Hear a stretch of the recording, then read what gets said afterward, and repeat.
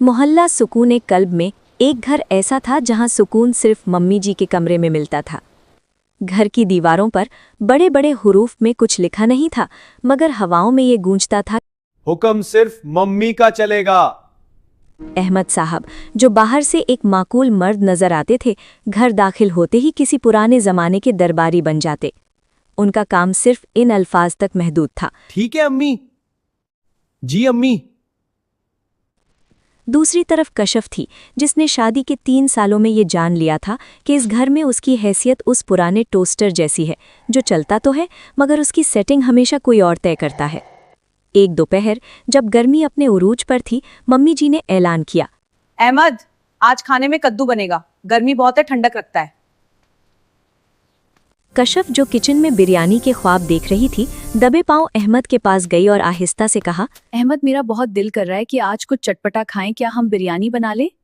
अहमद ने ऐसे देखा जैसे कशफ ने मुल्क के खिलाफ बगावत का मशवरा दे दिया हो। कशफ, मम्मी ने कहा है ना कि कद्दू बनेगा, अब क्या तुम चाहती हो कि उनका ब्लड प्रेशर हाई हो जाए? कद्दू ही सेहत के लिए बेहतर है। कशफ ने गहरी सांस ली और किचन में कद्दू छीलने चली गई। उस वक्त वो कद्दू पर नहीं, अपनी ख्वाहिशों के गले पर छुरी चला रही थी। शाम को जब दोनों अपने कमरे में थे, अहमद बहुत खुश था। मैं तो सोच रहा हूं इसका नाम सिद्दीक रखें, मेरे दादा जान का नाम था।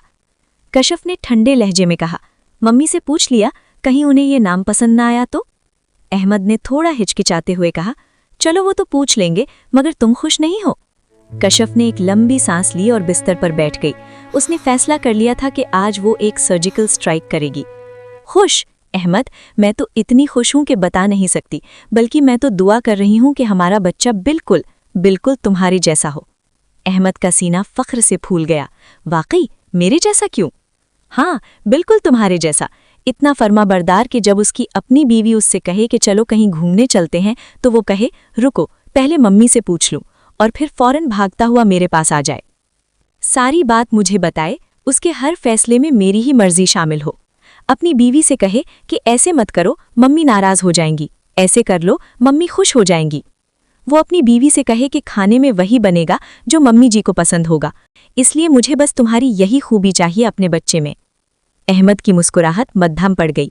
तुम तंज कर रही हो? नहीं अहमद, मैं तो मुस्तकबिल की मंसूबाबंदी कर रही हूँ।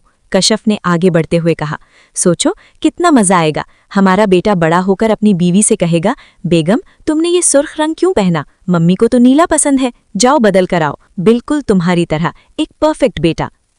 अहमद को पसीना आने लगा।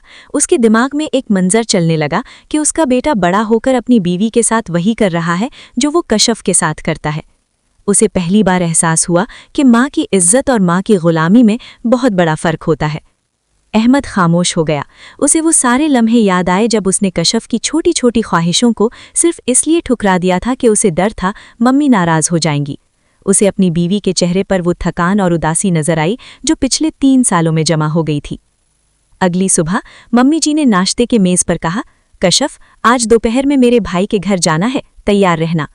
कशफ ने आदत के मुताबिक सर झुका लिया, मगर अहमद ने पहली बार बीच में बात की। अम्मी, आज नहीं, आज मैंने कशफ से वादा किया है कि मैं उसे उसकी पसंद के रेस्टोरेंट ले जाऊंगा और फिर हम उसके मायके जाएंगे। वो काफी दिन से नहीं गई। मम्मी जी ने हैरत से अहमद को देखा, जैसे उसने उर्दू की बजाय कोई चीनी जबान बोल दी हो। मगर अहमद, मेरे भाई का घर। अम्मी, आपके भाई का घर कल भी वहीं होगा, मगर कशफ की खुशी भी मेरी जिम्मेदारी है। आपने ही तो सिखाया था कि मर्द वो है जो घर के हर रिश्ते को तवाजुन में रखे। आज मैं वही कर रहा हूँ। मम्मी जी कुछ देर के लिए खामोश हो गईं। शायद उन्हें अपने बेटे का ये नया रूप कबूल करने में वक्त लग रहा था, मगर कशफ की आंखों में जो चमक थी वो किसी भी जीत से बड़ी थी। अहमद ने मेज के नीचे से कशफ का हाथ दबाया और सरगोशी में कहा, हमारा बेटा हमारे जैसा होगा कशफ, मगर वो अपनी बीवी का ख्याल रखना अपने बाप से सीखेगा। कशफ मुस्कुरा दी। घर वही था, लोग भी वही थे, मगर आज हवाओं में मम्मी के हुक्म की जगह एक नए एहसास